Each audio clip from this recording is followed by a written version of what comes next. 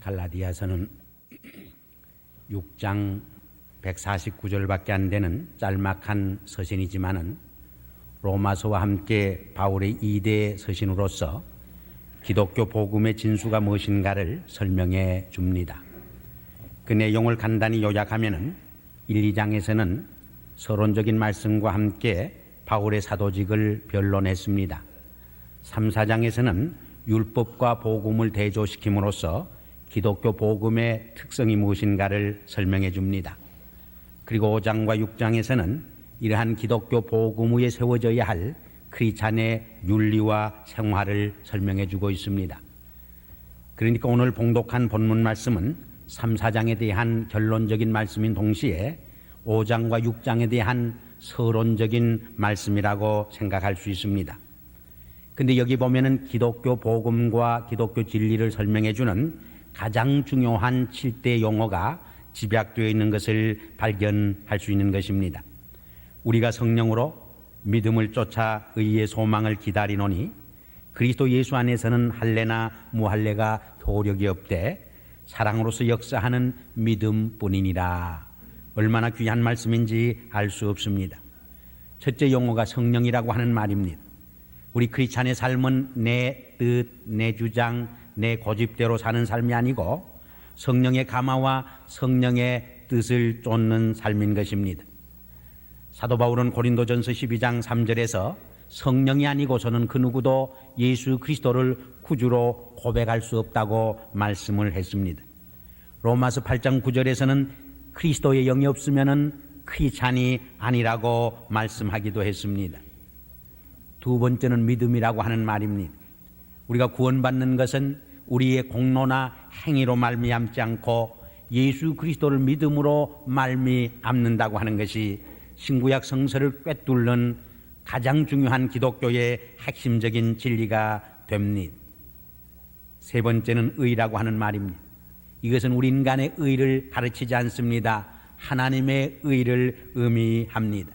하나님께서 우리를 의롭다고 여겨주시는 하나님의 칭의를 의미합니다. 우리 인간은 그 누구도 이 하나님의 의의 옷을 입지 않고서는 하나님 앞에 나아갈 수 없는 것입니다. 네 번째는 소망이라고 하는 말입니다. 우리 인간은 한마디로 소망으로 인생을 살아갑니다. 자동차에 휘발유가 없으면 달려갈 수 없는 것처럼 소망을 상실할 때 우리 인간은 더 이상 생존할 수 없고 달려갈 수 없게 되는 것입니다. 왜 사람들이 자기의 고귀한 생명을 끊고 자살하게 됩니까? 왜 말할 수 없는 역경과 시련 속에서도 승리하는 인생을 살 수 있게 되는 것입니까? 이 소망이 그것을 가능케 합니다. 그래서 사도 바울은 고린도후서 4장 18절에서 우리의 돌아보는 것은 보이는 것이 아니요 보이지 않는 것이니 보이는 것은 잠깐이나 보이지 않는 것은 영원함이라고 말씀했습니다. 우리는 이 보이지 아니하는 길이요 진리요 영원한 생명이 되시는 예수 그리스도에게 소망을 두었기에 보이는 물질이 없어지고 우리의 세상의 소망이 무너지지만은 절망하지 아니하고 승리하는 인생을 살게 되는 것입니다. 다섯 번째는 기다리노니 하는 말입니다. 우리 크리스찬의 삶은 한마디로 기다림의 삶입니다. 신약시대는 재림의 그리스도를 기다리며 살고 구약시대는 오실 메시아를 기다리며 살았습니다. 교회는 기다림의 공동체인 것입니다. 우리가 신구약 성경을 읽어보면 하나님의 수백 가지 수천 가지 약속이 기록된 것을 발견할 수 있습니다. 그 모든 하나님의 약속을 우리는 네 가지 약속으로 분류해 볼 수 있습니다. 그 첫째가 메시아를 보내주시겠다고 하는 하나님의 약속이었습니다. 그 둘째는 그 메시아가 오시어서 우리의 죄를 속량해 주시고 우리를 죽음에서 영원한 생명을 허락해 주시겠다고 하는 그러한 약속이었습니다. 세 번째는 보혜사 성령을 보내주시겠다고 하는 약속이었습니다. 그리고 마지막으로는 역사의 종말에 심판주로 다시 오시어서 불의와 의를 진리와 비진리를 심판하시리라고 하는 약속인 것입니다. 우리가 성경 읽어보고 역사를 공부해보면 이 네 가지 약속 중에 세 가지 약속은 성취되었습니다. 그러나 마지막 약속만은 아직 성취되지 않은 것입니다. 그러나 우리 그리스도인들은 이 마지막 약속이 분명히 이루어지리라고 하는 믿음을 가지고 기다리며 살아가는 사람들인 것입니다. 그러기에 세상에 때로는 불공평을 당하고 부조리를 경험하고 억울한 일을 당하지만은 절망적인 절망은 하지 않습니다. 왜냐하면 역사의 종말에 주님이 다시 오실 적에 모든 진리가 드러나리라고 하는 기다림의 믿음이 우리에게 있는 까닭입니다. 여섯 번째는 예수 그리스도 안에서라고 하는 말입니다. 이 엔 크리스토라고 하는 말은 바울의 신학과 바울의 신앙을 이해하는 키워드가 되어집니다. 이 말을 이해하지 못하고서는 바울의 신학과 바울의 신앙을 이해할 길이 없습니다. 어떻게 감옥에 갇혀 있으면서도 감사하고 찬양할 수 있었습니까? 어떻게 사형제 앞에서도 죽음을 초월하는 승리하는 담대한 인생을 그가 살아갈 수 있었습니까? 예수 그리스도 안에 살아간 때문입니다. 마지막으로는 사랑이라고 하는 말입니다. 우리 기독교는 한마디로 사랑의 종교입니다. 하나님의 사랑을 통해서 온 인류를 죄에서 구속하시고 영원한 생명을 허락하신 것입니다. 그러나 오늘 본문 말씀을 우리가 좀 더 깊이 읽어보게 되면은 사도 바울은 이렇게 결론을 짓고 있습니다. 할례나 무할례가 효력이 없되 사랑으로서 역사하는 믿음뿐이니라. 무슨 말입니까? 사랑의 실천이 수반된 믿음, 사랑의 삶이 동반되는 믿음만이 참 믿음이요 생동하는 믿음이요 우리를 죄에서 죽음에서 구속할 수 있는 생명력 있는 믿음이 된다, 그 말입니다. 이 점에서 우리는 야고보는 행위를 강조하고 바울은 믿음을 강조함으로써 서로 상반된 위치에 있다고 생각하지만은 오히려 조화와 일치를 이루는 것을 보게 됩니다. 또 우리는 흔히 사도 요한은 사랑을 설교한 사랑의 설교가요, 바울은 믿음을 설교한 믿음의 설교가라고 이해를 합니다. 어느 정도 그것이 사실입니다. 그러나 정확한 이해는 못 되는 것입니다. 왜냐하면 우리가 사도 요한의 편지 읽어봐도 믿음만 사랑만 강조한 것이 아니라 믿음을 얼마나 중요시하고 강조했는지 알 수 없습니다. 예를 들어서 요한일서 5장 4절에 보면은 대저 하나님께로서 난 자마다 세상을 이기느니라. 세상을 이김은 이것이니 우리의 믿음이라고 말씀했습니다. 세상을 이김은 이것이니 우리의 사랑이라 하지 아니하고 우리의 믿음이라고 강조한 것입니다. 반면에 사도 바울의 편지 읽어봐도 믿음만 강조한 것이 아닙니다. 사랑의 중요성을 얼마나 강조했는지 모릅니다. 예를 들어서 에베소 5장 1, 2절을 보면은 이렇게 기록되어 있습니다. 그러므로 사랑을 입은 자녀같이 너희는 하나님을 본받는 자가 되고 그리스도께서 너희를 사랑하신 것 같이 너희도 사랑하라고 말씀했습니다. 고린도전서 12장에 보면은 사도 바울이 성령의 9가지 은사를 말씀했습니다. 제일 마지막 절에 가서 내가 너희에게 가장 큰 은사를 보여주시겠다고 약속을 했습니다. 그리고 보여준 가장 큰 은사가 무엇이냐? 고린도전서 13장에 기록된 사랑의 은사였습니다. 그런데 사도 바울은 이 사랑의 은사를 어떻게 결론을 맺고 있습니까? 그런즉 믿음, 소망, 사랑이 세 가지는 항상 있을진데 그 중에 제일은 사랑이니라 했습니다. 믿음, 소망, 사랑이 세 가지는 항상 있을진데 그 중에 제일은 믿음이라 하지 아니하고 그 중에 제일은 사랑이라고 결론을 지은 것입니다. 이렇게 생각해 볼 적에 사도 바울의 신학과 신앙을 가장 잘 요약해 준 구절이 있다고 하면은 오늘 본문에 나타난 사랑으로서 역사하는 믿음이라고 하는 말씀 속에 집약되어 있다고 결론 내릴 수 있는 것입니다. 그럼 여기서 사랑이 무엇이냐 하는 질문을 우리가 한 번쯤 던져봐야 할 줄 압니다. 유명한 어거스틴이 그런 말을 했습니다. 내가 시간이 무엇인지 아는데 막상 시간이 무엇이냐 묻는다고 하면은 정의하고 설명할 수 없는 것이 시간이라고 고백을 했습니다.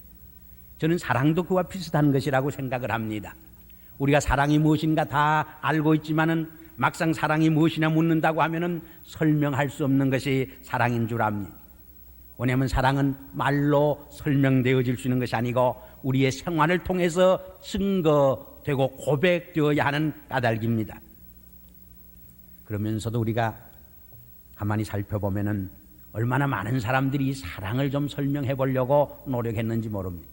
엘릭 플롬이라고 하는 유명한 학자가 있는데 그의 유명한 책 사랑의 예술에서 그는 사랑을 이렇게 설명을 합니다. 사랑이 무엇이냐? 첫째로 컨선이라고 그랬어요. 관심을 갖는 거라고 그래요. 이 사랑하는 사람들 사이에 무관심처럼 최대 모독이 없습니다. 성경에 나타난 하나님의 인간에 대한 가장 큰 형벌이 무엇이냐? 채찍이 아닙니다. 채찍을 때릴 때는 아직도 사랑의 영역 속에 있는 때입니다. 그래서 히브리서 기자는 사랑하는 자식에게 매를 가한다고 말씀했습니다. 하나님께서 우리에게 채찍을 가할 때는 아직도 우리가 하나님의 사랑의 울타리 속에 있는 때입니다. 그러나 무관심 밖으로 내어 쫓는 형벌, 그것이 하나님의 인간에 대한 가장 큰 형벌이 되어지는 것입니다. 두 번째로 사랑은 존경하고 존중하는 것이라고 말해서 자식이 부모를 사랑하면 부모를 존경합니다. 부모가 자식을 사랑하면 자식을 존중히 여깁니다. 교인들이 교역자를 사랑하면 교역자를 존경합니다. 교역자가 교인들을 사랑할 적에 교인들을 존중히 여깁니다. 우리의 삶 속에서 존경하는 마음과 존중히 여기는 마음이 식었다고 하는 것은 사랑이 식은 증거입니다. 세 번째로 사랑은 책임적인 것이라고 말을 했습니다. 여기 한 나그네가 신음하고 고통이 있다고 가정을 합시다. 그에 대한 사랑이 있으면 그의 고난에 그의 신음에 뛰어들려고 하는 책임감을 느끼지 않을 수 없다고 하는 것입니다. 그냥 그 옆을 지나가는 것은 아직도 그에 대한 참된 사랑이 없는 증거라고 그는 말을 했습니다. 네 번째로 사랑이 무엇이냐? understanding, 이해하는 것이라고 말했습니다. 이해는 사랑의 별명이라고 하는 말을 우리가 곧잘 사용합니다. 마지막으로 사랑은 주는 것이라고 giving이라고 설명을 했습니다. 이 사랑하는 사람들 보면 아주 주고 싶어서 견디질 못하지요. 가장 귀한 것을 주고도 아까워하지 않지요. 오히려 기쁨과 감격과 보람이 있는 것입니다. 이것이 사랑입니다. 우리가 주님을 사랑할 적에 주님께 바치고 싶습니다. 우리의 몸과 마음과 뜻을 들여 헌신하고 싶어지는 것입니다. 우리에게 드리고 싶은 마음이 없는 것은 주님에 대한 사랑이 아직도 뜨겁지 못한 증거라고 말할 수도 있는 것입니다. 저는 에릭 플롬의 사랑의 정의를 토대로 해서 성서적인 사랑을 이렇게 정의해 봅니다. 첫째로 입장을 바꿔보는 것이 사랑입니다. 부모가 자식의 입장에서, 자식이 부모의 입장에서, 남편이 아내의 입장에서, 아내가 남편의 입장에서, 지도자가 피지도자 입장에서, 피지도자가 지도자 입장에서 생각해 보면 모든 것이 납득이 갑니다. 모든 것이 이해가 됩니다. 용납이 되어집니다. 그러나 오늘 우리의 가정에서, 우리의 교회에서, 우리의 공동사회 속에서 왜 많은 갈등과 불화와 어려움이 생깁니까? 입장을 바꿔보려는 마음이 결여된 데서입니다. 두 번째로 사랑이 무엇이냐? being together, sharing together, 함께 있고 함께 나누어 갖는 삶입니다. 사랑하는 남편이 직장으로 아침에 나갈 적에 아내가 이렇게 인사를 흔히 합니다. 여보, 빨리 집으로 돌아오세요. 그것은 사랑하기 때문에 함께 있기를 원하는 아내의 사랑의 한 표현인 것입니다. 예수 그리스도의 인카네이션의 사건은 하나님이 인간이 되셔서 인간의 입장에서 인간의 문제를 보려던 사건 이상으로 하나님이 우리와 함께 하시고자 한 임마누엘의 사건이라고 성서는 우리에게 말씀해 줍니다. 세 번째로 사랑은 고통당하는 것입니다.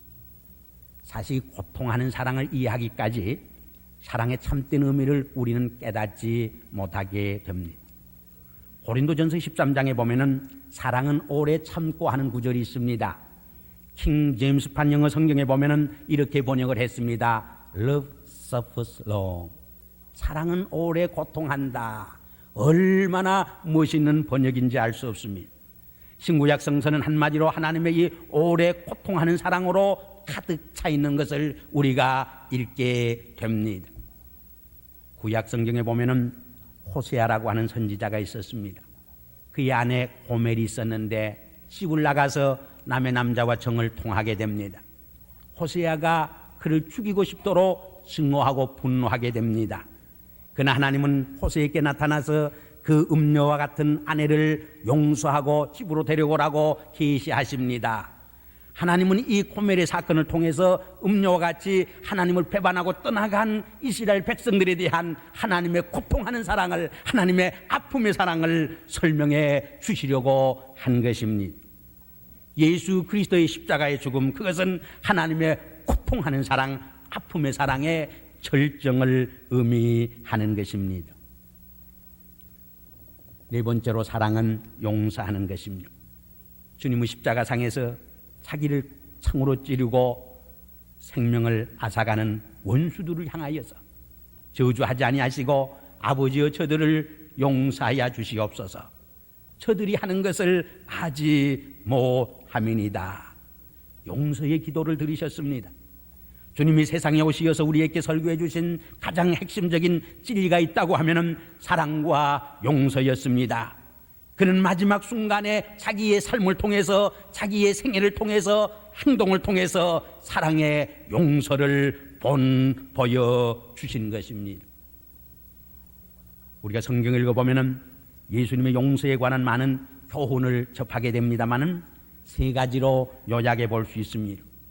우리는 죽을 죄인인데 하나님께로부터 용서받았기에 형제의 이웃의 적은 실수와 과오를 용서해 줘야 할 책임이 있다는 것입니다. 두 번째로 주기도문 가운데서 예수님은 이렇게 기도를 가르쳐 주셨습니다. 우리가 우리에게 죄진 자를 사하여 준 것처럼 우리의 죄를 사하여 주옵시고. 무슨 뜻입니까? 하나님께 우리가 용서함을 받기 위해서도 이웃의 잘못을, 실수를 용서해 줘야 한다는 것입니다. 그런데 오늘 우리의 삶이 어떻습니까? 어떤 분이 그런 말을 했습니다. 많은 현대 크리스찬들이 이 주기도문에서 두 가지 죄를 범하고 있다고 지적을 했습니다. 하나는 용서하지 못한 죄입니다. 또 하나는 용서하지 못하고도 매번 주기도를 외울 때마다 우리가 우리의 죄를 용서해 준 것처럼 우리의 죄를 용서해 달라고 거짓말하는 죄라고 지적을 했습니다.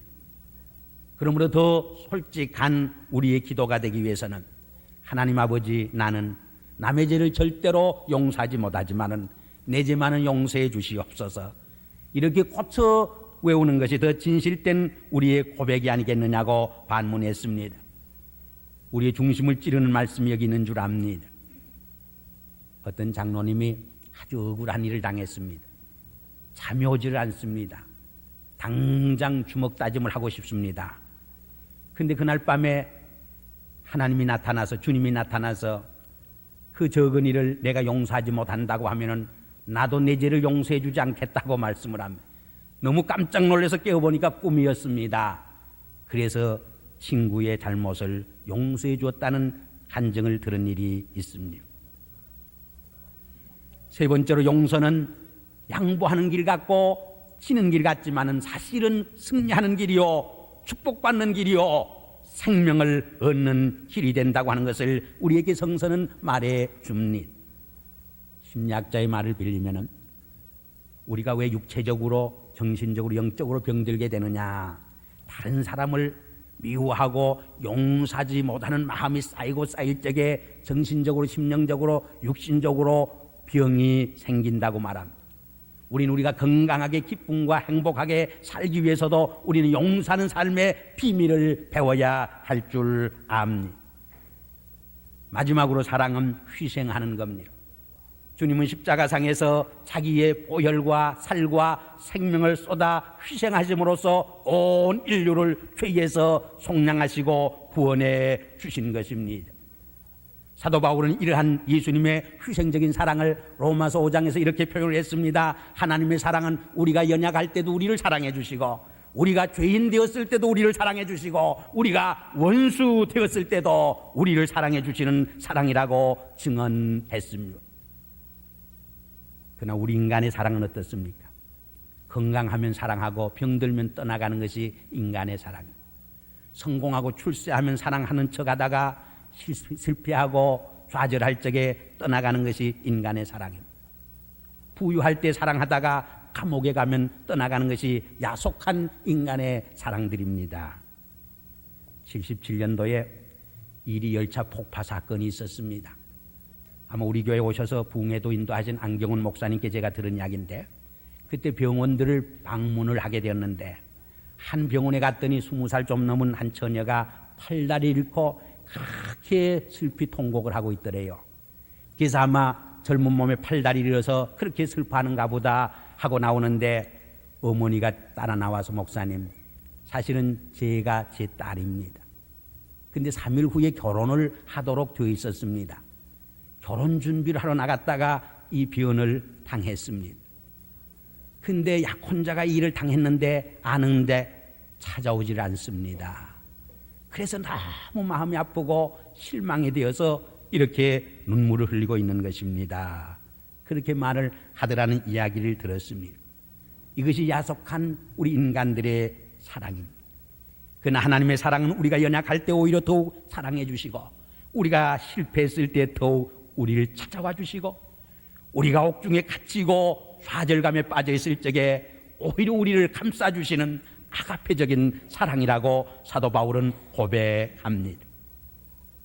어떤 이가 사랑에는 근본적으로 두 종류의 사랑이 있다고 말을 했습니다. 하나는 I love you because I need you. 내가 상대방을 필요로 해서 사랑하는 자기중심적인 이기적인 사랑이 있습니다. 또 하나는 I love you because you need me. 상대방이 나를 필요로 해서 사랑하는 이타적인 사랑이 있습니다. 우리 크리스찬의 사랑은 자기중심의 이기적인 사랑이 아닙니다. 타인 중심의, 타자 중심의 희생적인 사랑입니다. 브루노는 더 심오한 말을 했습니다.